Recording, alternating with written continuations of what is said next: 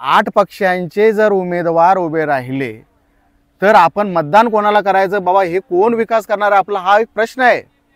विकास कोण करणार आणि विकासाचं हे पाऊल कोण रचवणार? हा विकास भोळ्या मनाला पडणं साहजिकच आहे. कारण नोटांवर त्यांच्या गळ्यात घालतील हार हा विचार करण्यासाठी काय करतात ते? मग ते कोणत्याही पक्षाचं नाव घेत नाही ते, कारण पक्ष सगळे सारखेच असतात. कारण पक्षी हे उडणारेच असतात. जेव्हा त्यांचे पंख छाटले जातात तेव्हाच ते जमिनीवर पडतात आणि आपल्या लोकांच्या बरोबर येऊन पोचतात. हे महत्त्वाचं वाक्य लक्षात ठेवा. पक्षी हे उडणारे असतात, तसे पक्ष हे उडणारे आहेत. त्यांचे पंख आपल्यासारख्या सामान्य लोकांच्या हातात आहेत आणि प्रत्येक सामान्य लोकांनी जागा होऊन व्यवस्थित उमेदवाराला आपण निवडून दिला पाहिजे. भेटीत आमदाराच्या सांगेन मी सारं, काय फायदा आमचा पक्ष फोडाफोडीवर. कंटाळलेला मतदार करील तुम्हाला वजा, वाट पाहते मी ग येणार आमदार माझा. नमस्कार. या वेळेला आज पुन्हा एकदा माझ्यासोबत श्री लक्ष्मण बाळू मोरे नमस्कार सर उपलब्ध आहेत आणि ते प्रसिद्ध आहेत त्यांच्या काव्यलेखनाच्या निमित्ताने. दरवेळेला त्या परिस्थितीला साजेसं असं काव्य त्यांच्या लेखणीच्या माध्यमातून येत असतं. मग सामाजिक परिस्थिती असो, दुष्काळ असो वा अन्य कोणतीही परिस्थिती असो, त्यांच्या हातून, त्यांच्या लेखणीतून, त्यांच्या बुद्धीने जे प्रतिभाशाली काव्य दरवेळेला आपल्या सर्वांसाठी ते घेऊन येतात. तसंच यावेळेला ते राजकारणावर एक सुंदर असे काव्य ते घेऊन आलेत. आणि हे जे काव्य आहे ना, हे या सद्य परिस्थितीला अतिशय साजेसं आहे. आणि काय म्हणू शकतो त्याला आपण, की ते आत्ता तुम्ही निवडणुकीच्या उंबरठ्यावर आहात, कुणाला तरी आपण निवडून देणार आहोत. या निमित्ताने सरांनी हे काव्य लिहिलं आहे. सर, आपलं मनापासून स्वागत आहे. धन्यवाद सर. सर, जसं आपण जे काव्य लिहिलं आहे त्या काव्याची जी पहिलं कडवं आहे, हे कडवं मी इथे म्हणून दाखवणार आहे. आणि त्याच्यावर मग सर तुमच्याकडून अशी अपेक्षा आहे की तुम्ही त्याचं विवेचन या ठिकाणी आपण करावं. वाजला निवडणुकीचा बाजा, हात जोडून येईल राजा, वाट पाहते मी ग येणारा आमदार माझा. बोला सर. खरं तर सध्या खासदारकीची निवडणूक आहे. आपल्याला पंतप्रधान निवडून द्यायचे आहेत आणि पंतप्रधान निवडून देत असताना जे समाजापुढे आज जे प्रश्न उपस्थित राहिलेले आहेत, काही प्रश्न आहेत चांगले आहेत, वाईट आहेत आणि येणाऱ्या भविष्यात तडजोडी करायची आहेत किंवा तडजोडी करून पुढे न्यायची आहेत. असं असताना जे काही मला चांगलं वाटलं ते मी लिहितोच आणि जे वाईट वाटतं तेही मला लिहावंसं वाटतं. आणि मी हे जे तुम्ही मागापासून काव्य म्हणताय ते काव्य नाही आहे, तर त्याला येणारं साजन माझं आहे. आपल्याकडे एक लावणी सुप्रसिद्ध होती. माझं एक प्रत्येक वेळी का मला लेखनाची खूप सवय असल्यामुळे जेव्हा आमदारकीचे हे जे काय आता हे चालू होतं, म्हणजे प्रचार माध्यम चालू होतं, आमदार प्रत्येकाच्या घरी जात आहेत, खासदारसुद्धा आज रस्त्यावर उतरलेले आहेत, प्रत्येकाच्या घरापर्यंत पोहोचत आहेत, कोणाला शाबासकी देत आहेत, कोणाला मिठी मारत आहेत, कोणाला गळाभेट घेत आहेत. का? तर त्यांना काहीतरी समाजाकडून, लोकांच्याकडून पाहिजे आहे. पण ते काय पाहिजे, कशासाठी पाहिजे आणि याच्या अगोदर ते कुठे गेले होते आणि त्या लोकांनी आत्ता हे मिळवण्यासाठी काय काय केलं, हेच त्या लावणीमार्फत विडंबन लावणी म्हणता येईल त्याला. विडंबन लावणी काव्य, जसं विडंबन काव्य तसं विडंबन लावणी मी करायचा प्रयत्न केला आहे. थोडासा मी तो खर्चिक बाब बघता मी तो स्वतः माझ्या एका मित्राला गायला लावून मी ते थोड्याशा शॉर्टकटमध्ये करण्याचा प्रयत्न केला. त्यामुळे तो लोकांच्यापर्यंत ते पोहोचू शकलं नाही, कारण लोकांना जरा वेगळं पाहिजे असतं, चमचमीत पाहिजे असतं. पण ते चमचमीत मी करू शकलो नाही, कारण प्रत्येक वेळी आपण त्याला खर्च नाही करू शकत. पण माझे विचार मी लोकांच्यापर्यंत पोहोचवलेले आहेत. एक्झॅक्टली. आता या ज्या पहिल्या ओळीमध्ये हात जोडून येईल राजा, वाट पाहते मी ग येणारा आमदार माझा, हे विडंबन काव्य सरांच्या लेखणीच्या माध्यमातून आलं आहे. आता या कडव्याचा जो आपण दुसऱ्या कडव्याकडे जाऊया. विसरलेल्या मतदाराचं येणारं सरकार, विसरलेल्या मतदाराचं येणारं सरदार, 1000-500च्या नोटावर त्याच्या गळ्यात घालतील हार, दिलांच्या भेटीत फसेल मतदार राजा, वाट पाहते मी ग येणारा आमदार माझा. धन्यवाद. तुम्ही परत एकदा माझी मुलाखत घेताय. खरोखर या गाण्याचं लोकांना तेवढं ते थोडासा आवाज कमी असल्यामुळे आणि साऊंड सिस्टम थोडीशी वाढल्यामुळे मला ते जजमेंट करता आलं नाही त्यामध्ये. पण त्याचा अर्थ मी सांगितल्यावर लोकांना त्याचा कळेल. खूप भावार्थ दडलेला आहे. पहिलंच आहे येणारं आमदार माझा, याचा अर्थ आहे की आज घरोघरी जाऊन सर्वजण आमदार असू दे, खासदार असू दे, खासदार निवडणुकीच्या जोरात चाललेले आहेत. लोकांचा काय प्रश्न ते बाजूलाच राहिलेले आहेत. आजकाल प्रत्येकाचे प्रश्न आहेत. आता आपण म्हटल्याप्रमाणे की काय म्हटलं आपण सुरुवातीलाच, विसरलेल्या मतदारांचं येणार सरदार. म्हणजे 5 वर्ष आपण एकदा निवडून ठप्पा मारून दिला की दुसऱ्या दिवसापासून हे लोक आपल्याला विसरून जातात. हे मला त्याचे दाखवायचं आहे. विसरलेल्या मतदाराला पूर्णपणे विसरून जातात. आणि जो आता आपण गेल्या वर्षापर्यंत 1-1.5 वर्ष झालं जो खेळ बघतोय 5 वर्ष राजकारणाचा महाराष्ट्रात, मी तिथे खासदार हा नावटा शब्द टाकणार होतो. ॲक्च्युली खासदार आज निवडणूक आहे, पण आमदार एवढ्यासाठी ठेवले की मी त्या आमदारकीच्या राजकारणाला पूर्णपणे कंटाळलेलो आहे. आणि म्हणून हे मी कावलेलं आहे. विसरलेल्या मतदारांचं येणारं सरदार, म्हणजे विसरलेल्या मतदारांना त्या विसरून आता ते स्वतः हात जोडत त्यांच्या पाठीमागे येतात. कारण त्यांना त्यांची आत्ता गरज लागली आहे 5 वर्षानंतर. बरोबर. त्याच्या त्याच्या अगोदर त्यांना गरज नव्हती. पुढे 1000-500च्या नोटांवर त्यांच्या गळ्यातील हार. हा विचार करण्यासाठी काय करतात ते, मग ते कोणत्याही पक्षाचं नाव घेत नाही ते, कारण पक्ष सगळे सारखेच असतात. कारण पक्षी हे उडणारेच असतात. जेव्हा त्यांचे पंख छाटले जातात तेव्हाच ते जमिनीवर पडतात आणि आपल्या लोकांच्या बरोबर येऊन पोचतात. हे महत्त्वाचं वाक्य लक्षात ठेवा. पक्षी हे उडणारे असतात, तसे पक्ष हे उडणारे आहेत. त्यांचे पंख आपल्यासारख्या सामान्य लोकांच्या हातात आहेत आणि प्रत्येक सामान्य लोकांनी जागा होऊन व्यवस्थित उमेदवाराला आपण निवडून दिला पाहिजे. बरोबर. कारण काय होतं माहिती आहे काय, आपण चांगलं म्हणून निवडून देतो आणि नंतर आपल्याला फाटार मारून बाजूला ठेवून ही लोक काय करतात, आपल्याला वाटेल तसं मंत्रिपद बदलतात, आमदारकी बदलतात आणि आपल्याला पाहिजे ते पदं घेऊन हे नाचतात. बरोबर. दिलांच्या भेटीत फसेल मतदार राजा, वाट पाहते मी ग येणारे साजन माझा. आता 1000-500च्या नोटावर म्हणजे एकच की आपल्या खिशात फक्त 1000-500च्या नोटा देतील आणि आपल्याला फसवतात ते. आणि नंतर काय करतात की त्या 1000-500च्या नोटावर आपण काय करतो, त्यांच्या गळ्यात हार घालतो आल्यावर. म्हणजे 500ची नोट गेली की माझा आमदार खासदार म्हणून आपण हार घालतो आणि आपण तिथे फसतो. भेटीत आमदाराच्या सांगेन मी सारं, काय फायदा आमचा पक्ष फोडाफोडीवर. कंटाळलेला मतदार करील तुम्हाला वजा, वाट पाहते मी ग येणार आमदार माझा. खरोखर आमदार येणारा, खासदार येणार याची वाट खरोखर मी पाहत आहे. कारण काय माहिती आहे काय, भेटीत आमदाराचे म्हणजे आमदार खासदार जेव्हा माझ्या घरी येतील किंवा जेव्हा भेटायला येईल, त्याला मी एकच प्रश्न विचारेन की तुम्ही जे हे फोडाफोडीचं राजकारण केलं, कशासाठी केलं हे आम्हाला माहीत नाही. जनता एक मताने तुम्हाला लास्ट टाईमला आम्ही निवडून दिलं होतं 2 पक्षांना. त्याच्यातही तुम्ही 4 पक्ष एकत्र, आज तेच पक्ष परत अर्धे करून येत आहे. याचं लोकांना काही विश्लेषण कळलेलं नाही. आणि लोकांना तुम्ही कुठल्याही प्रकारे काय होतं यांचं की एखाद्या वेळेला काय होतं आहे की एखाद्याला पक्ष फोडायचा असतो, एकाला बाहेर पडायचं असतं, पण तो शेवटी काय बोलतो, मी मतदारांच्या विश्वासाने चाललोय. अरे मतदारांना जर तू विचारून गेला असतास तर बरं झालं असतं ना. बरोबर. त्यांना तू अविश्वासात ठेवून आपल्या पोळ्या भाजण्यासाठी करतोय तू. ओके. त्यांच्या ओठांवर खोटं बोल, लपवून स्वतःचा खोला दुसऱ्याची पोल. धुंद शेवटची रात करतील गाजावाजा, वाट पाहते मी ग येणार आमदार माझा. हे परफेक्ट आहे. कारण कसं आहे माहिती आहे का, यांच्या ओठावर खोटं बोल एवढंच. कारण काय माहिती आहे का, ते बोलतात ना तसं वागत नाही आहेत. आणि स्वतःच्या ईडी म्हणा, काही त्यांच्या केसेस चालू आहेत, काय चालू आहे ते विसरले ते काय. मग ते पक्षात आपल्या राजकारणात आता असणारे असू दे किंवा राजकारणाच्या बाहेर असणारे असू, ते स्वतःच विसरलेले आहेत. आणि दुसऱ्यावर बोट करतायत की नाही तो हे आहे काय, भ्रष्टाचारी आहे, त्याने पैसे जमा केलेले आहेत, काय केलेलं आहे. पण तुझ्याकडे किती आहेत लोक बघत नाहीत. लोक आंधळे आहेत का, लोकांना सुज्ञान आहेत, लोकांना कळते. पण आज लोक एवढी ग्रासलेली आहेत. ही जी खाली जमीन दिसते, ही जी खाली आपल्याला शेत जमीन दिसते ना, ह्या जमिनीला जसे तडे पडलेत ना, तसे कोरोनाच्या टायमात प्रत्येक माणसाच्या जीवाला तडा पडलेला आहे. ह्या राजकारण्याने पूर्ण विसरून गेलेले आहेत की या लोकांनी हे विसरलेले आहेत की त्यांच्या प्राथमिक गरजा काय आहेत आणि त्या कशा पूर्ण करायच्या यांच्याकडे यांचं लक्ष नाही आहे. यांचं काय चाललं आहे, आपल्या गरजा पूर्ण करा आणि आपली घरं भरा बस. 5 वर्षात नाही कशाची चाहुल, आताच कसं आठवलं विकासाचं पाऊल. देऊ कशी र साथ, वाढला कर्जाचा बोजा, वाट पाहते मी ग येणार आमदार माझा. आता विद्यमान सरकार आहे, त्याच्या अगोदरच्या सरकारने काय केलं, आताच्या सरकारने काय केलं, याच्याकडे मी खोलात जाण्यापेक्षा सगळे सुज्ञ जाणकार आहेत.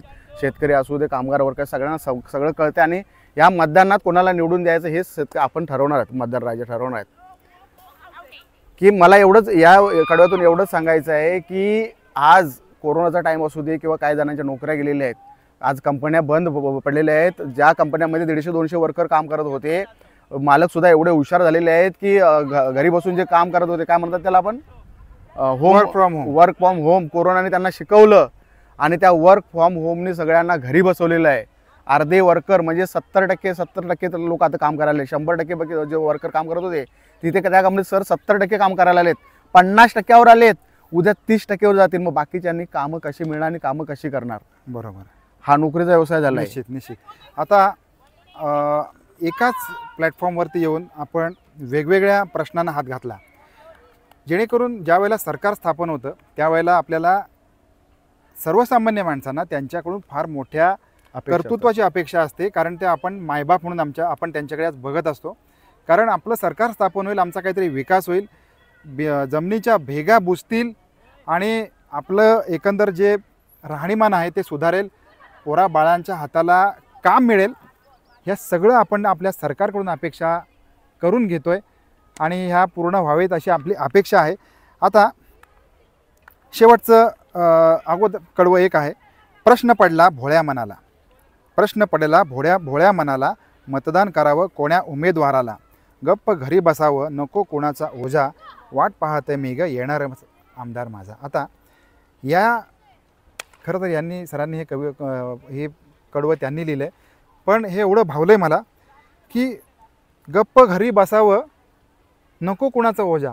आपल्या सर्वसामान्य माणसाला देवी असंच वाटत असतं, अरे नको ही कटकट, मला नका कशामध्ये तुम्ही ओढू, माझा मी सुखाने 2 घास खातोय ना, माझा मी सुखास 2 घास खाईन आणि माझा मी घरी बसेन, गप्पा बसेन, शांततेत राहीन, आराम करेन.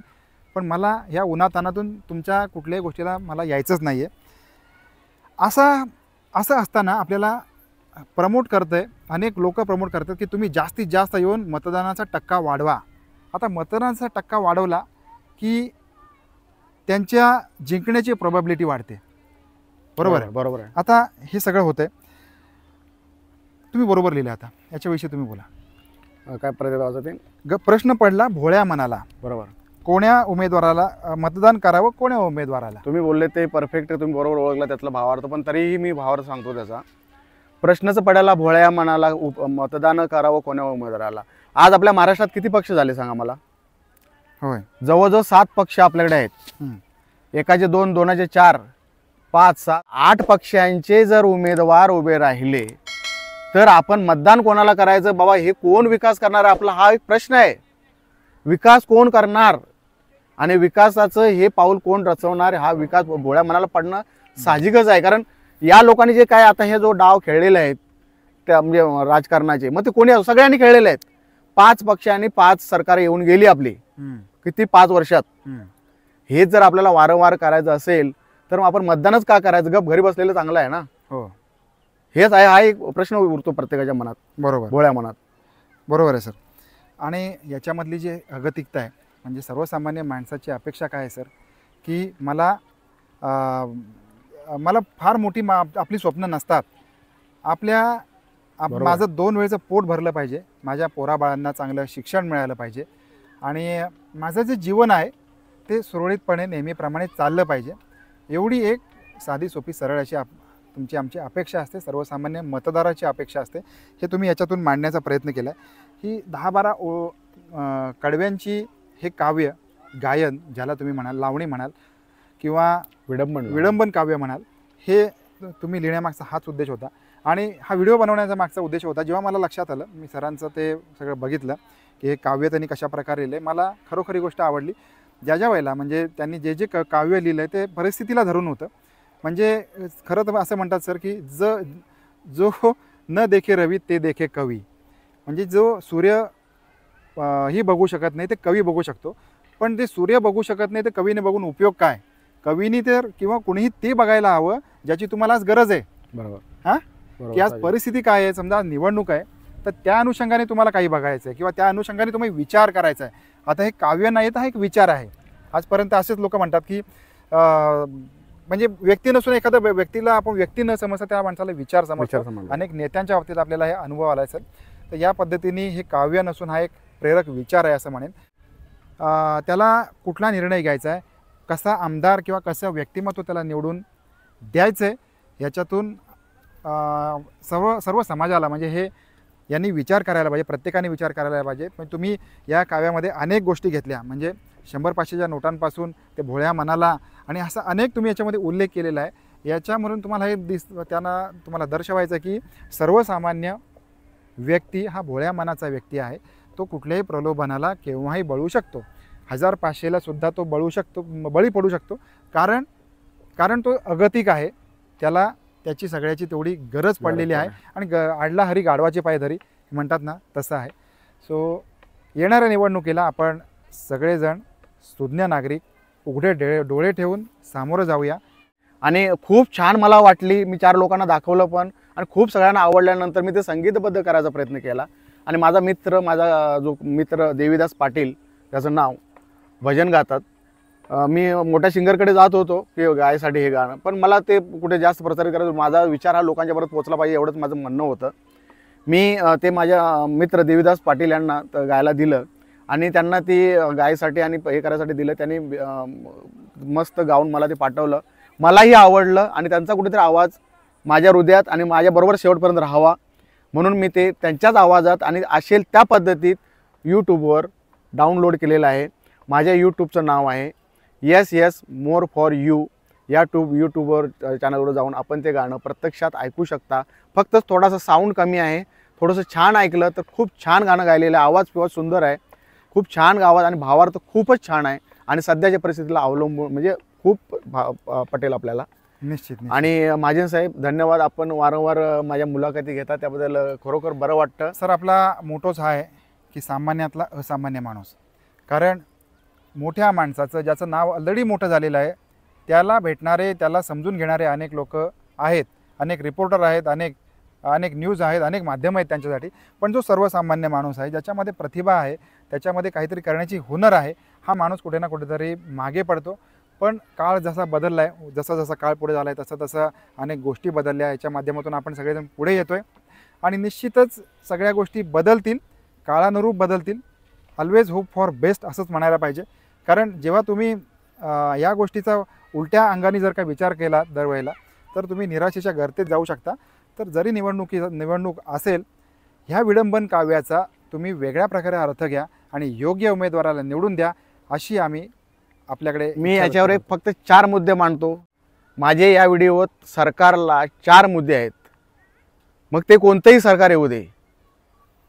पहिलं, आपल्या देशात जे बाहेरून आलेले लोक आहेत, जो कायदा आता मोदी सरकारच्या काळात चालू आहे आणि तो प्रेरित करायचा त्यांचा जो प्रयत्न आहे, मग ते कोणतेही सरकार असू दे, मोदी सरकार असू दे किंवा विपक्षी सरकार सुद्धा आलं तरी तो त्यांनी सर्वात की जे बाहेरून लोक येतात, आपल्या देशात वास्तव करतायत आणि त्यांचं कुठेही आपल्याकडे त्यांचा पासपोर्ट म्हणजे अस्तित्व नाही, अशा लोकांना लवकरात लवकर त्या कायद्यानुसार बाहेर करावं. कारण आपल्या देशाची लोकसंख्या ही दिवसेंदिवस एवढी वाढत चालली आहे की आज मुंबईसारखी शहरं, पुण्यासारखी शहरं आणि बाकी शहरं फुल भरलेली आहेत महाजन साहेब, तरीही लोकांना राहायला जागा नाही आणि बाहेरच्या लोकांना आपण वास्तव देतोय, तर ते आपल्याला परवडण्यासारखं नाही आहे. त्याचप्रमाणे आज आरक्षण सगळ्यांचं चालू जे आहे ते आरक्षण आज कुठल्याही जातीला, धर्माला न विचारात घेऊन फक्त जे आज गरीब जे लोक आहेत, त्यांना खरोखरच गरीब आहेत, त्यांना आरक्षणाचा कुठेतरी विचार करावा. समान नागरिक कायदा म्हणतात त्याला, तोही यावा. ह्या सर्व माझ्या अपेक्षा येणाऱ्या सरकारकडून आहेत. धन्यवाद. तर साहेब, तुम्हाला पुढील काव्यासाठी, पुढील गीतरचनेसाठी मी तुम्हाला शुभेच्छा देतो आहे. आपल्या हातून असंच परिस्थितीला योजक असं काव्य गायन तयार व्हावं आणि अनेकांना त्याच्यामधून काहीतरी प्रबोधन मिळावं, ही परमेश्वराकडे मी प्रार्थना करतो आणि आपल्या सगळ्यांची रजा घेतो. धन्यवाद.